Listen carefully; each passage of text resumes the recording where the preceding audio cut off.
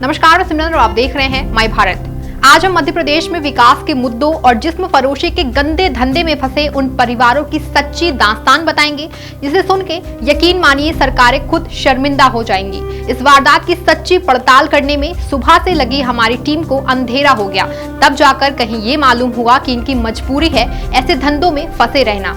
ये पूरी कहानी है निमाड़ के 3 जिले रतलाम, नीमच, मंदसौर, जो कि राजस्थान व गुजरात को जोड़ने वाला हाईवे है। इसी हाईवे के किनारे बसे बाछड़ा समुदाय के लोग जिस्म फरोशी के गंदे धंधे में फंसे हैं, जबकि सरकारी कागजों में बाछड़ा समुदाय को एससी का दर्जा प्राप्त है, लेकिन समाज में वो स्थान नहीं है। हालांकि कई सरकारें आई हैं और चली गई हैं, लेकिन मुख्य धारा में लाने का कोई भी विकल्प नहीं चुना गया है।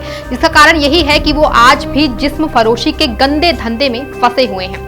तो चलिए दिखाते हैं आपको प्रेरणा गौतम की ये खास रिपोर्ट। शिवराज सरकार के सपनों पर तमाचा, जिस्म फरोशी के धंधे में फंसा बाछड़ा समुदाय। 3 जिले, 80 गांव, 25,000 की आबादी। बेटी बचाओ बेटी पढ़ाओ पर एक खुला तमाचा। 80 गांव, 25,000 की आबादी और जिस्म फरोशी का हाईवे।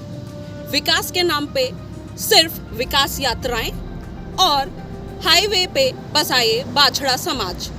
मंत्री, विधायक और नेताओं के लिए मात्र वोट बैंक का जरिया। जी हाँ, आइए रूबरू कराते हैं आपको बाछड़ा समाज के इस हकीकत से। आज हम मध्य प्रदेश में विकास के मुद्दों और जिस्म फरोशी के गंदे धंधों में फंसे उन परिवारों की सच्ची दास्तां बताएंगे, जिसे सुनकर यकीन मानिए सरकारें खुद शर्मिंदा होंगी। इस दास्तान की सच्ची पड़ताल करने में सुबह से लगी हमारी टीम को अंधेरा हो गया, तब जाकर कहीं ये मालूम हुआ कि इनकी मजबूरी है ऐसे धंधों में फंसे रहना। ये पूरी कहानी है निमाड़ के 3 जिले रतलाम, नीमच, मंदसौर, जो कि राजस्थान और गुजरात को हाईवे से जोड़ता है। इसी हाईवे के किनारे बसे बाछड़ा समुदाय के लोग जिस्म फरोशी के गंदे धंधों में फंसे हैं, जबकि सरकारी कागजों में बाछड़ा समुदाय को एससी का दर्जा तो मिला, लेकिन समाज में वो स्थान नहीं मिला। हालांकि कई सरकारें आई और गईं, लेकिन मुख्य धारा में लाने का कोई विकल्प नहीं चुना गया, जिसका कारण है कि वो आज भी जिस्म फरोशी के गंदे धंधों में फंसे हैं। एक तरफ शिवराज सरकार विकास यात्रा को लेकर ढिंडोरा पीटती नजर आती है, तो वहीं दूसरी तरफ सरकार के उन दावों से अछूता रहता है ये गांव। यहाँ 80 गांव और 25,000 की आबादी है। ये गांव मंत्री, मिनिस्टर और विधायकों के लिए सिर्फ वोट बैंक और सरकार के लिए उगाही का जरिया ही बनकर रह गया।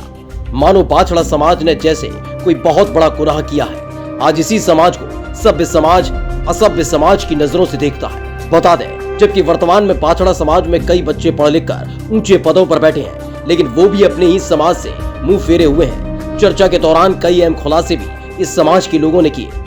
इतना ही नहीं, कई उच्च पदों पर बैठे अधिकारी जिन्हें जिले भर का भार अपने कंधों पर सरकार ने सौंपा है, वो भी चर्चा और जानकारी से मुंह छिपाते नजर आए। तो वहीं महिला और बाल विकास की बात करें तो सरकार करोड़ों रुपए विकास के नाम पर बर्बाद करता है। विभाग जिसके पास भी इनके लिए कोई योजना नहीं है। सरकार की तरफ से बाछड़ा समुदाय के लोगों का ना तो कोई आंकड़ा मौजूद है, ना ही अलग से कोई चिन्हीकरण जिससे इस समुदाय का आकलन किया जा सके। आखिर इतने बड़े स्तर पर ये लड़कियां जिस्म फरोशी के दलदल में कैसे हैं? अगर सरकार ने इनको चिन्हित किया होता तो शायद ये पता चल पाता कि किस परिवार में कितने बच्चे हैं और कितनी बच्चियां। जानकारी के मुताबिक ये पता चला है कि कुछ बेटियां लापता भी हो गई, जिनका अभी तक कोई सुराग नहीं मिल पाया।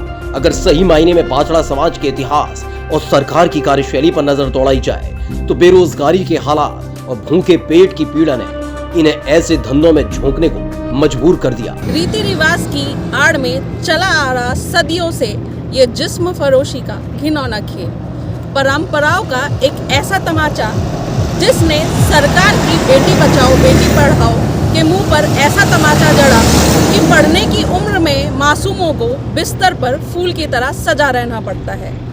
अब बड़ा सवाल ये है कि क्या केंद्र में बैठी सरकार और मध्य प्रदेश की शिवराज सरकार इन बच्चियों को न्याय दिला पाएगी कभी? ऐसे ही तमाम प्रोग्रामों और खबरों से जुड़े रहने के लिए देखते रहें अपना पसंदीदा चैनल माय भारत न्यूज। देश का सबसे बड़ा राज्य उत्तर प्रदेश,